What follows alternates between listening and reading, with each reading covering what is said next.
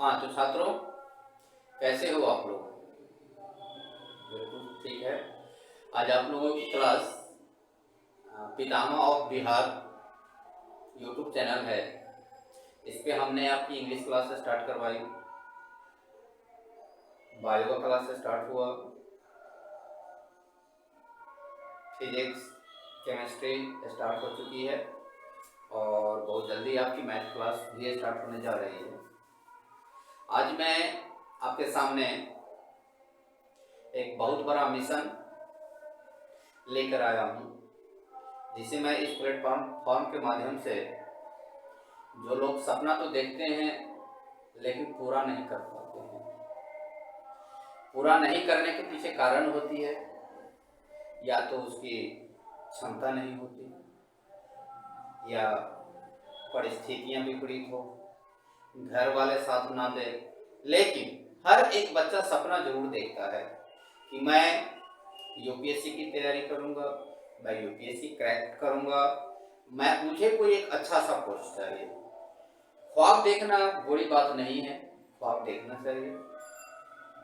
अगर ख्वाब देखेंगे नहीं तो फिर उसके लिए हम सोचेंगे कहाँ से। ख्वाब देखें, लेकिन अच्छे ख्वाब देखें, अच्छे ड्रीम बनाएं। अब बुरे ख्वाब देखें और बुरे ख्वाब को पूरा करने के लिए जी जान लगा दे, अच्छी बात नहीं होती है। ख्वाब भी देखें तो अच्छी देखें और उसके लिए जी जान लगाए तो ये बहुत ही अच्छी बात होती है। वैसे यूपीएससी हो या कोई भी पीसीएस एग्जाम हो, ऐसा कोई भी साल नहीं है जब हमारे स्टेट से बच्चे नहीं क्वालिफाई करते। उसके लिए बहुतों के गार्जियन तो पैसे वाले होते हैं, भेज देते हैं बच्चे को, ठीक है चलो जाओ दिल्ली, जहाँ जहाँ भी इंस्टीट्यूशन, बड़े बड़े इंस्टीट्यूशन को ज्वाइन करते हैं।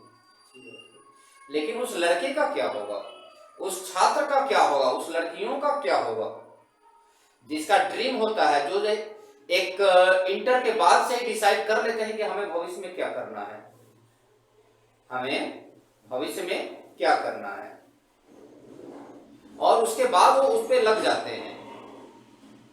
लेकिन ग्रेजुएशन पूरा होने के बाद ना तो वे इस लायक होते हैं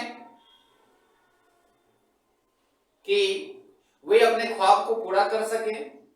सबसे बड़ी वजह होती है फाइनेंशियल प्रॉब्लम। घर वाले सक्षम नहीं होते हैं कि उन्हें बाहर भेजे, 4 लाख रुपया कोचिंग फी, 2 लाख रुपया रहने का उपलब्ध करा सके।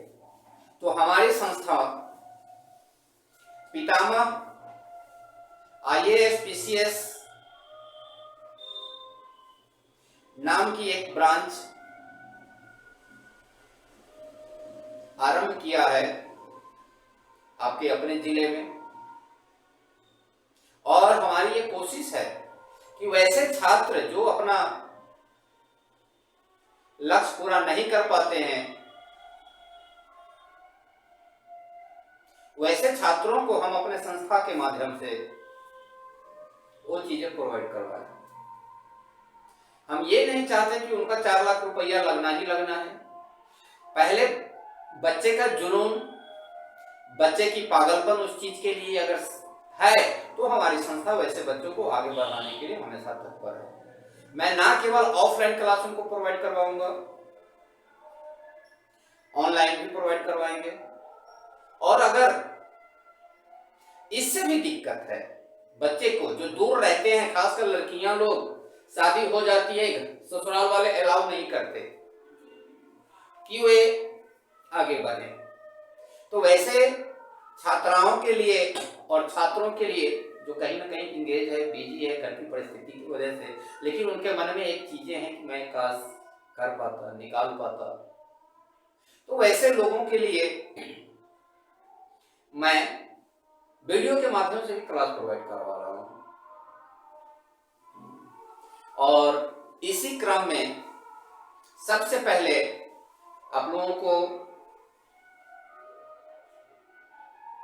एक एम बनाना होगा कि हमें निकालना है, मतलब निकालना है हर कीमत पर, एनी हाउ, चाहे कुछ भी हो। क्योंकि जब तक हम में वो जुनून नहीं आएगा उस चीज के लिए, हम उस चीज को नहीं कर पाएंगे। एक एग्जांपल देते हैं हम आपको। आप 10th में रहते हो, एक ही ख्वाहिश होती है कि 10th में मेरा रिजल्ट अच्छा हो। गार्जियन भी पूरा जी जान लगा देते हैं, चाहे कोचिंग के माध्यम से हो, प्राइवेट टीचर के माध्यम से हो, ऑनलाइन हो, तो ऑनलाइन की जमाना आ गई है, वो भी पैसा खर्चा करते हैं क्योंकि वे जानते हैं इनका ये 10th का एग्जाम जो है वह आगे बढ़ने का पहला दरवाजा है, और आप भी उतना मेहनत करते हो। यही चीज आपके 12 में भी मैं देखता हूं। लेकिन 12 के बाद ऐसी क्या बात होती है, ऐसी कौन सी परिस्थितियां आती है कि आप अपने टारगेट पे फोकस नहीं कर पाते हो? क्या वजह है? तो वो वजहें बहुत सारी होती है। पहला, जब आप 10th में रहते हो तो पूरी तरह अपने गार्जियन पे डिपेंड रहते हो। इंटर में आते हो तो गार्जियन पर भी डिपेंड रहते हो, और आप घर की भी बातें समझने लगते हो, घर की परिस्थिति को भी देखने लगते हो, और आपके अंदर एक आवाज आती है कि काश कि मैं इस घर को मेंटेन रखने के लिए अपने फादर की मदद कर पाता, अपने गार्जियन की मदद कर पाते। और ग्रेजुएशन आते आते फिर कहीं ना कहीं आप इंगेज कर लेते हो खुद को, और ख्वाब तो देखे थे, और यही वजह होती है कि आप अपने उस ख्वाब को पूरा नहीं कर पाते हो। तो अगर आपने ख्वाब देखा है, अगर उसको पूरा करना है, तो हमारी संस्था के माध्यम से आप एक बार और कोशिश करें। गुरु कोई भी हो, वो ये नहीं कहता कि मैं तुमको ये कुर्सी दिला ही दूंगा, या ये कुर्सी मैं तुमको, या ये एग्जाम मैं क्रैक करवा ही दूंगा। वो आपके ऊपर डिपेंड करती है। गुरु जो होता है एक केवल रास्ता दिखाने का काम करेंगे, आपको चलना आपको है। अगर सपोज है कि मान लो कि चलो आपका जैसे कल एग्जाम है पटना, आपको पटना जाना है या दिल्ली जाना है, तो फिर आप एग्जाम के अनुसार आप निकलते हो। एग्जाम के अनुसार कैसे निकलोगे? चलो सपोज दैट कि मैं मान लेता हूँ कि कल मेरी 10 बजे से पटना में एग्जाम है, आज मैं सीतामढ़ी से चलूंगा, और सीतामढ़ी से चलूंगा तो कैसे आप निकलते हो? सबसे पहले आपके दिमाग में ये रहती है कि अरे कल तो मेरी एग्जाम 10 बजे से है, आज जाना है ना। सुबह उठते हो, रेडी होते हो, चलो भाई मम्मी कहती है बेटा थोड़ा सा नाश्ता कर लो, ठीक है माँ कल एग्जाम है, दे दो, नाश्ता करके ही जाएंगे। चलो आप नाश्ता भी कर लेते हो, अच्छा नाश्ता कर लिए है तो इतनी जल्दी थोड़ा सा नहीं निकलते हैं, थोड़ा सा मैं देख लेता हूँ इधर उधर, फिर आप थोड़ा टाइम बर्बाद कर लेते हो। हाँ, कुछ अपना एग्जाम से रिलेटेड चीज देखने लगते हो, कुछ सोचते हो अच्छा कल है थोड़ा आराम कर लेते हैं, ठीक है अच्छी बात है, करो। फिर करते करते आपके लंच का टाइम आ जाती है, मम्मी बोलती है बेटा अब तो लंच का टाइम आ गया, खा ही लो। चलो आप वो भी खा लेते हो, लंच भी कर लेते हो, फिर आप आराम से निकलते हो। डेरा से बाहर आप निकलते हो, अपने घर से बाहर निकलोगे, कोई रिक्शा वाला आपको दिखेगा, आपसे पूछो, आप उनसे कहोगे कि भैया बस स्टॉप चलोगे या रेलवे स्टेशन चलोगे? वो कहेगा हाँ साहब चलेंगे, किराया बता दो। किराया वो कहेगा 50 रुपये। अरे यार बहुत बता रहे हो, इतना में कौन जाएगा? फिर आप क्या करते हो? पैदल निकल लेते हो। पैदल निकल लिए, चलो बस स्टैंड गए, अगर कोई बस आपको पटना के लिए आती हुई मिल जाती है, बस भी रोक दी जाती है, आप हाथ देते हो बस रुकती है। फिर आप पूछते हो भैया बस 2 सीटेड है या 2x3 है? ओके। फिर आप पूछते हो जगह है कि नहीं है, सीट खाली है या नहीं? आपको तो पता है बिहार में सीट जरूरत है तो जैसे घोड़े में जैसे सामान भरे जाते हैं वैसे वो बस में भी भर जाते हैं। तो जब आपको चूंकि आप सोच रखे हो कि मेरी एग्जाम कल है, फिर आप उससे पूछोगे, वो कहेगा हाँ सर खाली है आप आ जाओ, तो सीट आगे है या पीछे है? फिर आप ये पूछते हो उससे, वो कह देगा ठीक है आगे। फिर अगर वो आगे कह देता तो फिर आप पूछोगे तुम्हारे बस में टीवी है या नहीं है? वो कहेगा है। चलती है कि नहीं है? तो इतना सारा आप सवाल करोगे, फिर ऐसे आराम आराम से निकलते हो। सपोज मान लो कि चलो आज ही आपकी एग्जाम है और 10 बजे आपको पटना पहुंचना है, फिर आप क्या करते हो? सुबह 4 बजे ही जग जाओगे। जगने के बाद घर से निकलोगे, रिक्शा मिलेगा, क्योंकि आपको 10 बजे एनी हाउ आपको सेंटर पर पहुंचना होती है।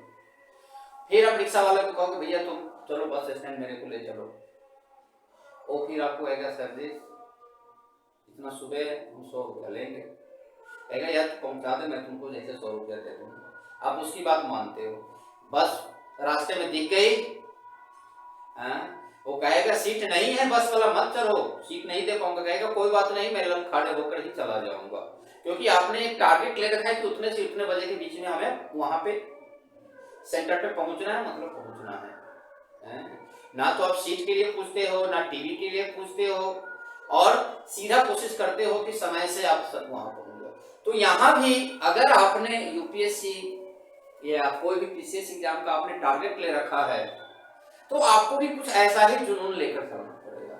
आपको भी एक टाइम फिक्स करनी पड़ेगी कि हमको एनी हाउ इतना समय में निकालना है, मतलब निकालना है। मैं अगले साल जैसे इस एग्जाम को क्रैक करूंगा, मतलब करूंगा, क्योंकि अगर जब तक आप वो टारगेट नहीं लेकर चलोगे तब तक आप उस रफ्तार से पढ़ाई नहीं कर पाओगे, और जब रफ्तार से पढ़ाई नहीं होगी तो यही चीज है। चलिए बातें बहुत हो गई, मैं थोड़ा आप लोगों को सिलेबस के बारे में बता देता हूँ कि आखिर यूपीएससी का एग्जाम कैसे होती है, कब होता है। तो पहला तो आप लोग जान लें कि यूपीएससी 3 एग्जाम लेती है, बीपीएससी भी 3 एग्जाम लेती है, कोई भी पीसीएस जो है वो 3 एग्जाम ही आपकी लेती है। पहला पीटी के रूप में लेगी, हर एग्जाम का अलग अलग अपना रेशियो होता है मार्क्स का। यूपीएससी जो है उसका पीटी 400 का आपका होती है, बीपीएससी का पीटी 150 मार्क्स का होता है, अदर स्टेट का सबका अपना अपना रहती है, और मैं केवल यहाँ पे फोकस फिलहाल यूपीएससी के लिए कर रहा हूँ। तो आप थोड़ा सा सिलेबस को देख लेंगे। ऐसे तो हम लोग जानते हैं कि यूपीएससी बहुत सारे एग्जाम्स लेती है, लेकिन इसमें मैं केवल सिविल सर्विसेज की बात कर रहा हूँ, सिविल सर्विसेज की बात कर रहा हूँ। तो सिविल सर्विसेज का जो है ना यूपीएससी 3 एग्जाम लेती है, ठीक है। और ये 3 एग्जाम जो हो जाती है, तो पहला तो हो जाएगी आपकी प्रीलिम्स की यानी पीटी की, दूसरा एग्जाम हो जाती है इसकी मेंस की, तीसरा इंटरव्यू। ये लगभग सारे पीसीएस वाले भी लेते हैं यही सेम चीज। अब यहाँ पे थोड़ा सा प्रीलिम्स को हम लोग समझ लेते हैं। प्रीलिम्स जो होती है इसके 2 पेपर हो जाते हैं, पेपर 1 पेपर 2, या फिर आप कह सकते हैं जीएस 1 और जीएस 2। जीएस 1 जो होती है यह 100, इसमें 100 क्वेश्चन होते हैं, 100 क्वेश्चन होते हैं और 200 मार्क्स के होते हैं। 100 क्वेश्चन 200 m यानी 200 मार्क्स के होते हैं। तो आप समझ सकते हैं कि जैसा हर एक क्वेश्चन 200 नंबर का है। अब इसमें सब्जेक्ट की संख्या तो मैंने कुछ इसमें मेंशन किया है, इसके अलावा भी कुछ चीजें होती है इसमें। अब जैसे आपको हिस्ट्री है तो हिस्ट्री में आपको तीनों इंडियन हिस्ट्री में आपको 3 हिस्ट्री पढ़ने पड़ेंगे, ancient history, medieval history and modern history, ठीक है। वर्ल्ड हिस्ट्री पीटी में नहीं है। दूसरी है ज्योग्राफी, ज्योग्राफी में भी 3 हिस्ट्री होती है, लेकिन आपको मुख्यतः 2 हिस्ट्री तो पढ़ना ही पड़ेगा, एक तो physical history physical geography and second Bharat का भूगोल, इंडियन ज्योग्राफी। इसके बाद आप चले जाए इकोनॉमिक्स में, इकोनॉमिक्स के बाद आप अगला पेपर आ जाती है पॉलिटी की। अब ये पॉलिटी के पेपर में भी इसके भी 2 पार्ट्स होते हैं, तो जब आप लोग क्लास स्टार्ट करेंगे, क्लास पढ़ेंगे तो फिर आपको पता चल जाएगी। फिर जैसे जनरल साइंस आ जाएगी, ये आपको ये ज़्यादा टफ नहीं होती है, ये केवल जैसे बस 11-12 के लेवल की क्वेश्चन होती है।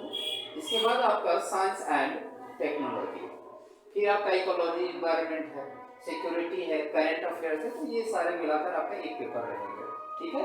इसके बाद आप आ जाएंगे इसकी जैसे दूसरा पेपर यानी पेपर 2। पेपर 2 को हम सी सेट के नाम से जानते हैं, पेपर 2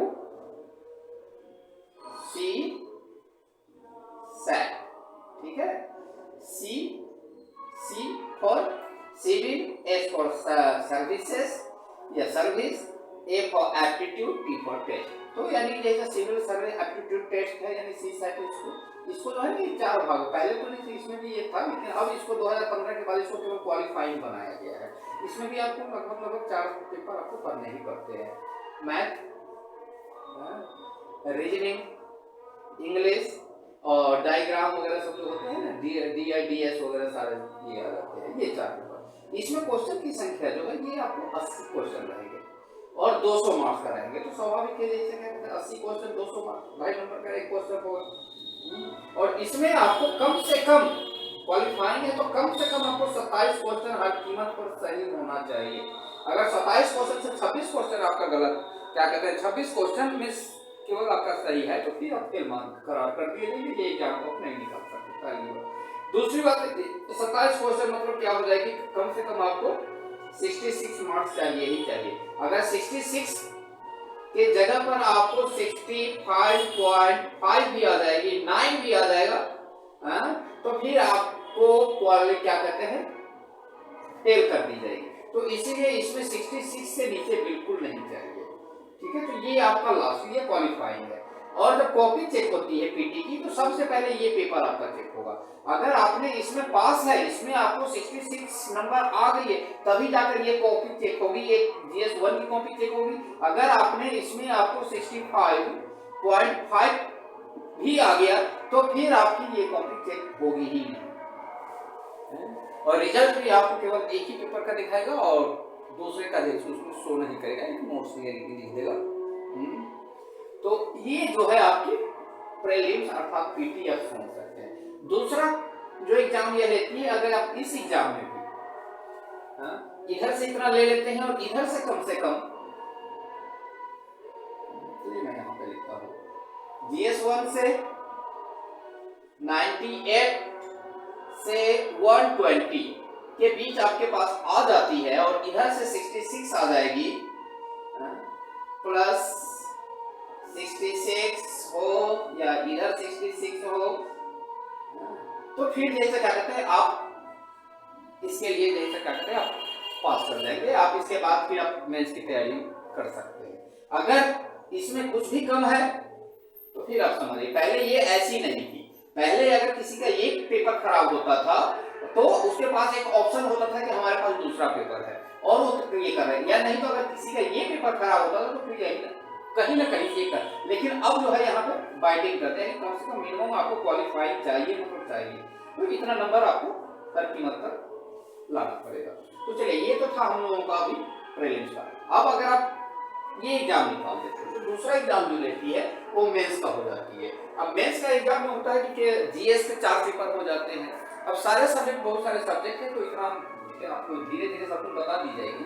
तो इसमें पहले हम देख लेते हैं कि ये मेंस में जीएस के 4 पेपर आ जाएंगे, पेपर 1, पेपर 2, पेपर 3, पेपर 4। अब हर एक पेपर जो है 250 नंबर का है, 250 मार्क्स के होते हैं। तो इस तरह आप 4 पेपर को जैसे देख लीजिए, 1000 नंबर का आपका जैसे लगभग क्या 1000 नंबर का आपका ये आ जाएगी।